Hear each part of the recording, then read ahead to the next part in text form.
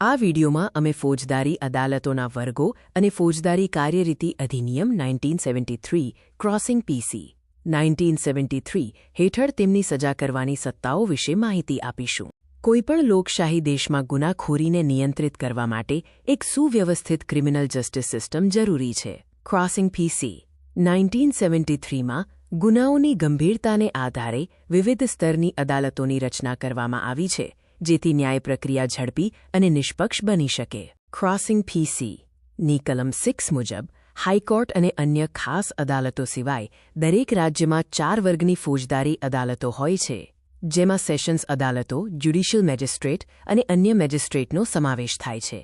હવે આપણે અદાલતોની સજા કરવાની સત્તાઓ વિશે વાત કરીશું. ક્રોસિંગ પીસી ની કલમ 28 અને 29માં દરેક અદાલતની સજા ફટકારવાની સત્તાઓ સ્પષ્ટપણે જણાવેલ છે.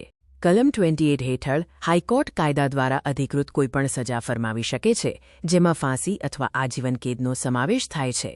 સેશન્સ જજ પણ કોઈપણ સજા કરી શકે છે, પરંતુ મૃત્યુદંડની સજા માટે હાઈકોર્ટની બહાલી જરૂરી છે. આસિસ્ટન્ટ સેશન્સ જજ ફાંસી કે આજીવન કેદ આપી શકતા નથી.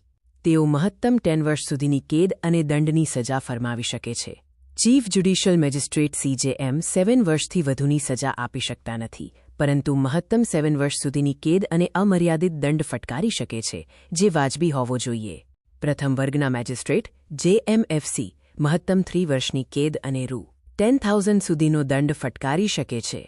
દ્વિતીય વર્ગના મેજિસ્ટ્રેટ JMSC મહત્તમ 1 વર્ષની કેદ અને રૂ. 5,000 સુધીનો દંડ ફટકારી શકે છે.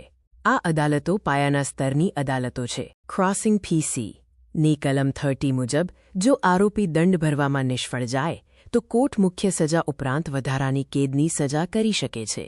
જો કે આ વધારાની સજા મેજિસ્ટ્રેટની કુલ સત્તાના ચોથા ભાગ 1/4થી વધુ ન હોવી જોઈએ. પરીક્ષામાં સારા માર્ક્સ મેળવવા માટે જવાબમાં અદાલતો અને તેમની સજા કરવાની સત્તાઓનો આ ફ્લોચાર્ટ ચોક્કસ દોરવો.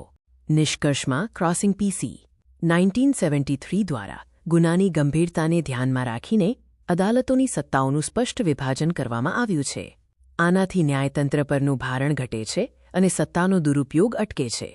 જો આ વિડિયો તમને ઉપયોગી લાગ્યો હોય તો કૃપા કરીને તેને લાઇક, શેર અને સબસ્ક્રાઇબ કરો.